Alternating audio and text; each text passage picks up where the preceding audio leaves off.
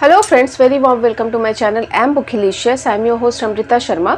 दोस्तों, मैं आज आपके साथ एक नई किताब का रिव्यू करने वाली हूँ जिसका नाम है the 7 spiritual laws of success by Deepak Chopra. इस किताब के बारे में हम आज बात करने वाले हैं। तो फर्स्ट ऑफ ऑल मैं आपको बताना चाहती हूँ कि ये सिर्फ और सिर्फ 95 पेजेस की किताब है, पर ये बिल्कुल भी बिगनर फ्रेंडली बुक नहीं है। ये आपको हार्डली 1 घंटा लगेगा फिनिश करने में, लेकिन अगर आप बस लिटरल पढ़ना चाहते हो तो आप 1 घंटे में आराम से इसको फिनिश कर सकते हो। पर मैं आपको बताना चाहती हूँ कि इस किताब को मैंने 3 से 4 बार पढ़ा है। अच्छी बात यह है कि ये बहुत कम पेजेस हैं इसमें, तो आपको फिनिश करने में ज़्यादा समय लगेगा ही नहीं, लेकिन इसको समझना बहुत ज़रूरी है। ये स्पिरिचुअल जॉनरा की बुक है। स्पिरिचुअल इन द सेंस कि आप नेचर के द्वारा कैसे आप सक्सेसफुल हो सकते हो। नेचर जो लॉ यूज़ करती है, उसी लॉज को यूज़ करके हम भी अपने ड्रीम्स को फुलफिल कर सकते हैं, इसके बारे में इसमें बताया गया है। क्योंकि पहले बिगनर्स को थोड़ा डिफिकल्ट होगा इसको समझने में, तो बिगनर्स पहले इस किताब के साथ ना जाए। कम पेजेस है करके आप अगर लोगे तो आई गेस मुझे लगता है कि आपको थोड़ा सा समझने में प्रॉब्लम होगा। तो जल्दी से हम अपने वीडियो को शुरू कर लेते हैं। इसकी समरी मैं आपको बता देती हूँ। तो 7 लॉ के बारे में इस किताब में बताया गया है। फर्स्ट लॉ जो है वो है the law of pure potentiality, pure consciousness. Nature जो लॉ यूज करती है इस पूरे यूनिवर्स को क्रिएट करने के लिए, जिस लॉ को यूज करती है, हमारे अंदर भी वही लॉ है। हम उस चीज को रिकॉग्नाइज नहीं कर पा रहे हैं, लेकिन हम भी उसी चीज से कनेक्टेड है और नेचर से भी हम कनेक्टेड है। हमारा एक फेंट लाइन है जो कि हमें नेचर से कनेक्ट करता है, पर हम वो चीज़ को जान सकते हैं। नेचर के साथ हम खुद को कनेक्ट कर सकते हैं उस लॉ के द्वारा। अपने डिज़ायर एंड ड्रीम्स को जो भी है सब कुछ उसको संभव कर सकते हैं, उसको फुलफिल कर सकते हैं। पर हम क्या करते हैं कि हम अपने ईगो हमारे बीच में इतना ज़्यादा आ जाता है कि हम अपने ट्रू सेल्फ को ढूंढ नहीं पाते हैं। इसके लिए हमें अपने ट्रू सेल्फ को जानना होगा। तो अपना जो प्योर पोटेंशियलिटी है, ये जो प्योर पोटेंशियलिटी है जिसके द्वारा यूनिवर्स का क्रिएशन हुआ है, जिसका यूज़ करके नेचर भी सब कुछ क्रिएट करते हैं, उसके द्वारा हम भी खुद के अपने ड्रीम्स एंड जो भी डिज़ायर्स है उसको फुलफिल कर सकते हैं। हमें साइलेंट मेडिटेशन का प्रैक्टिस करना चाहिए, at least minimum 5 to 10 minutes every day. मतलब सुबह 5 मिनट कर लीजिए, रात को 5 मिनट कर लीजिए। बस शांत होके बैठना है, कुछ नहीं सोचना, जस्ट अपने ब्रीदिंग पर फोकस करना है और कोशिश करना है कि हम उस चीज़ को रेगुलर करें। सेकंड जो मेथड बोला है जिसके द्वारा हम इस प्योर पोटेंशियलिटी को हम और ज़्यादा अपने से कनेक्ट कर सकते हैं, वो चीज़ है नॉन जजमेंट होना। तो किसी भी चीज़ या कोई भी व्यक्ति, किसी के प्रति हमें जजमेंटल नहीं होना है। तो एवरीडे जब हमें ये चीज़ अपने दिमाग में डालते रहना है, जब भी हम किसी चीज़ को फेस करते हैं कि हमें लगता है कि नहीं अब ये इसने मेरे साथ ऐसा किया या ये चीज़ मेरे खिलाफ है या कुछ भी जजमेंट पैदा करती है हमारे अंदर, उसी टाइम हमें उसको रोकना है और कहना है कि I am not going to become judgemental. तो इसको थ्रू आउट डे करना है। और थर्ड एंड मोस्ट इंपॉर्टेंट चीज़ है नेचर से कनेक्ट होना है। नेचर एज इट इज़ जैसा है उसे देखना है, फ्लावर की खुशबू को महसूस करना है, ओशन की आवाज़ को सुनना है, हवा जो बह रही है उसको आपको महसूस करना है, नेचर से खुद को कनेक्ट करना है। This is kind of meditation.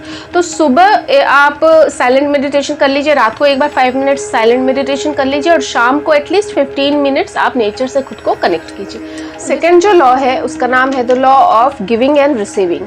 तो जैसा हम पाना चाहते हैं वही चीज़ हमें देना भी होगा, तभी हम उसी चीज़ को रिसीव करेंगे।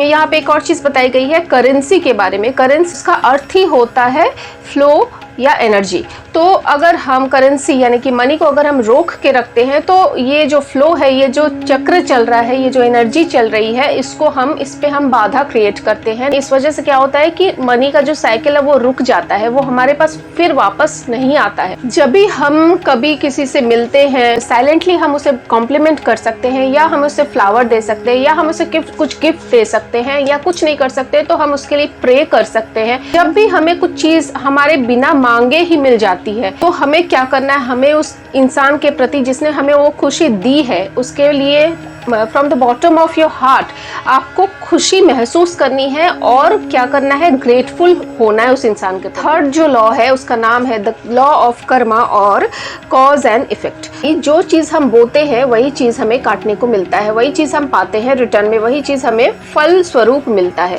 तो बहुत हमें केयरफुल होना होगा, अवेयर होना होगा किस तरह के चॉइसेस ले रहे हैं अपने लाइफ में। अगर हम अवेयर होकर चॉइसेस लेते हैं तो इट्स बेटर। मोस्टली क्या होता है लोग कि अनअवेयर होकर ही लोग चॉइसेस लेते हैं। तो हमें हमेशा ध्यान रखना है कि हम जो चॉइसेस ले रहे हैं वो मेरे लिए अच्छा है और मेरे साथ आसपास के लोगों के लिए क्या ये सही है। जब भी हम कोई चॉइस लेते हैं तो हमारा जो बॉडी है वो हमें जरूर बताता है, और सबसे सेंसिटिव पार्ट है हमारे शरीर का वो है हार्ट।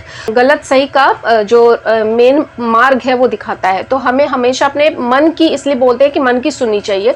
क्यों? क्योंकि मन हमें सही रास्ता बताता है। फोर्थ जो लॉ है वो है the law of least effort. तो नेचर में क्या होता है कि पौधा अपने आप उग रहा है। नेचर तो नहीं बोल रहा है कि भाई उगो उगो उगो, ऐसा नहीं होता है। या नेचर किसी कोई एक बच्चा जब जन्म लेता है तो उसको नहीं बोलता कि तुम आज ही आज बड़े हो जाओ। तो यहाँ पे कोई एफर्ट नहीं दिया जाता है, वो अपने आप होता है। तो यही चीज़ हमें भी अपनानी है अपनी लाइफ में। बहुत ज़्यादा किसी चीज़ को बदलने की कोशिश ना करें, जो चीज़ है उसको वैसे ही एज इट इज़ अपनाने की कोशिश करनी है। एक और चीज़ यहाँ पे बोला गया है डिफेंसलेस के बारे में। डिफेंसलेस होना है आपको। हर चीज़ में आपको किसी के विरुद्ध नहीं जाना है, आपको सुनना है, खुद को डिफेंसिव होना या रेजिस्ट करना, ये चीज़ आपको छोड़ना होगा।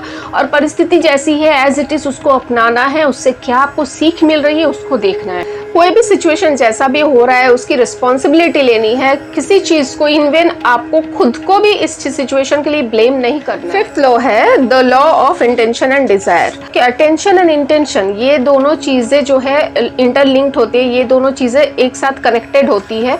हम जिस चीज पर ज्यादा अटेंशन देते हैं वो बढ़ती है, और जिस चीज पर अटेंशन नहीं देते वो धीरे धीरे खत्म ही हो जाती है। जैसे कि मैंने खुद ही ये चीज एक्सपीरियंस किया है कि कभी मैं जब अपने किचन में काम करती हूँ तो कभी कुछ चोट वगैरह लग जाता है, तो मैं अगर उस पर ज़्यादा फोकस करती हूँ तो तकलीफ ज़्यादा होती है। और अगर मैं सोचती हूँ कि नहीं वहाँ कुछ भी नहीं है और मैं अपने काम में बिजी रहती हूँ तो फिर वो अपने आप ऑटोमेटिक वो सबसाइड कर जाता है। तो अटेंशन चीज़ों को बढ़ाता है। तो हमें हमेशा अवेयर रहना है कि किस चीज़ पर हमें अटेंशन देना चाहिए।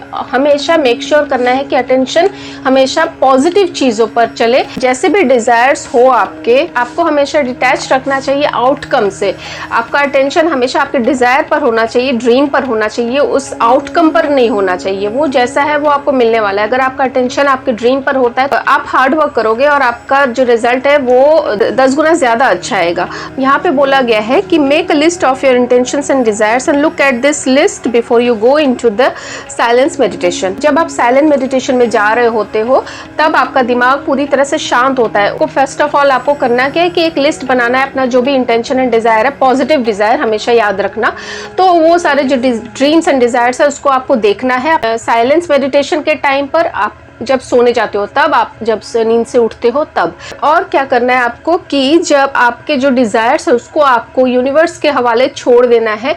यूनिवर्स आपको ज़रूर हेल्प करेगा, और अगर आपको हेल्प नहीं भी मिलती है तो आपको ये सोचना है कि इसका ज़रूर कोई ना कोई रीज़न होगा या इससे कुछ और अच्छा हमारे लिए सोचा गया होगा।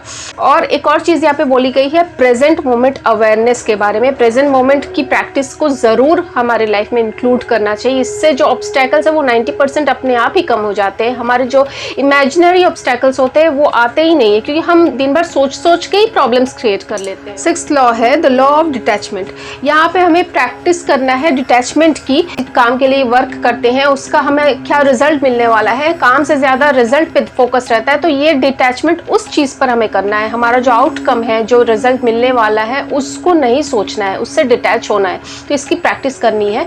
हमें हमेशा अलर्ट रहना है। किसी भी तरह की अपॉर्चुनिटी जब हमें मिलती है तो उसे हमें ग्रैस्प करने के लिए, उसे किस तरह की अपॉर्चुनिटी हमारे पास आ रही है उसको हम जान सके, पहचान सके, इस तरह से हमें अलर्ट रहना है। हमें अनसर्टेनिटी को एक्सेप्ट करना है। अगर हम सर्टेन चीजों में ही फंसे रहेंगे, अनसर्टेनिटी में अगर कदम नहीं रखेंगे तो अपॉर्चुनिटीज को हम नहीं फेस कर सकते हैं। अगर हम अनसर्टेनिटी को एक्सेप्ट करेंगे, अगर हम अनसर्टेनिटी को अपनाएंगे तो ज़रूर अपॉर्चुनिटी अपने आप हमारे पास कदम चल के आए। और लास्ट जो लॉ है वो है द लॉ ऑफ धर्मा और पर्पस इन लाइफ। यहाँ पे 3 चीज़ें बोली गई है। फर्स्ट ऑफ ऑल जो है कि हमारा इस लाइफ में पर्पस क्या है। हर एक इंसान जो भी इस दुनिया में आया है उसका एक पर्पस है, तो वो पर्पस हमें फर्स्ट ऑफ ऑल ढूंढना है।